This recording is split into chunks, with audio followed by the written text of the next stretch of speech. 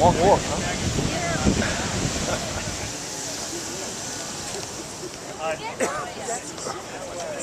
Don't come in. You can hear him. Okay. Now we have to imagine that it's 10 past midnight, quarter past midnight on a foggy night. That's better, thank you. We have sound. The saboteurs landed from the submarine in a rubber raft. The raft was attached to the submarine by a line so that it could be pulled back rapidly. They landed, 4 men, and they buried their supplies just here, where you see where the snow fence begins there? That's where they buried their supplies. As the raft was being pulled back to the U-boat, they saw John Cullen, Coast Guardsman John Cullen, approaching along the beach. They at first pretended to be fishermen. Cullen didn't believe them, but they persisted in the story. After a while, they decided that their persuasion wasn't working, and what they should have done is kill him. But instead, they decided that they would try to bribe him, and they offered him money.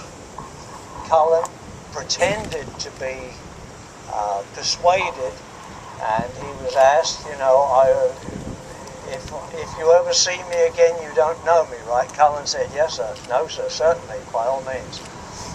And he took the money, and as he was doing that, one of the other saboteurs appeared, must have been a really bright guy, and started speaking German. Nothing quite like being a saboteur who speaks German.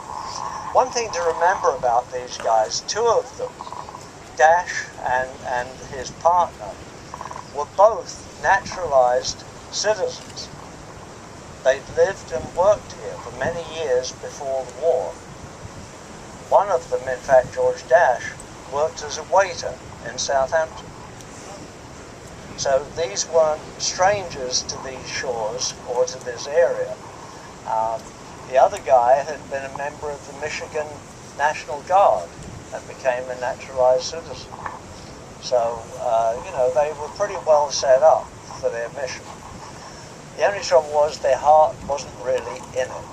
They'd been recruited and brought here, but once they landed, they decided, the 2 of them at least, that this mission wasn't going to work. But here they were on the shore. They buried their explosives and sabotage equipment, and the submarine was stuck on the bar. There's a sandbar just off the shore here, and the tide was falling at the time when it came in, and the sub got stuck on the sandbar. The captain decided that he wasn't going to be able to get off, and he had his engineers place explosive charges around the hull, preparing to blow it up, and he told his crew to prepare to surrender. Of course, they have 2 kinds of engines. They have electric motors for running silent, and they also have diesel engines.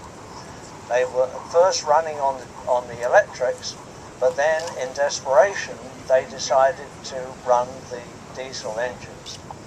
The noise of those diesels and the smell of the diesel fumes was detected at the Naval Radio Station up on Bluff Road. It's now the Marine Museum.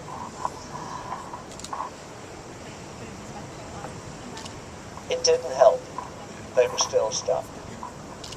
So they prepared to abandon ship.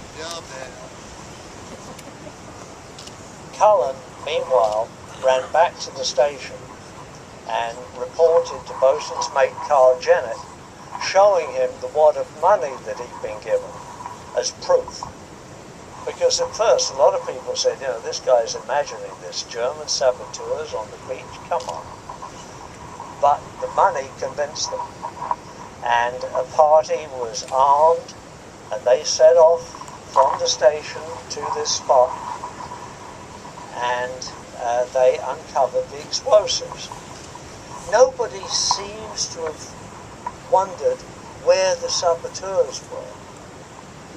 Because in the meantime, while all this was happening, these four guys had walked across the dunes, walked probably up Atlantic Avenue to the railroad station, where they sat and waited for the 6:59 train to New York. They bought 4 tickets, sat there, waited for the train, and hauled back to New York.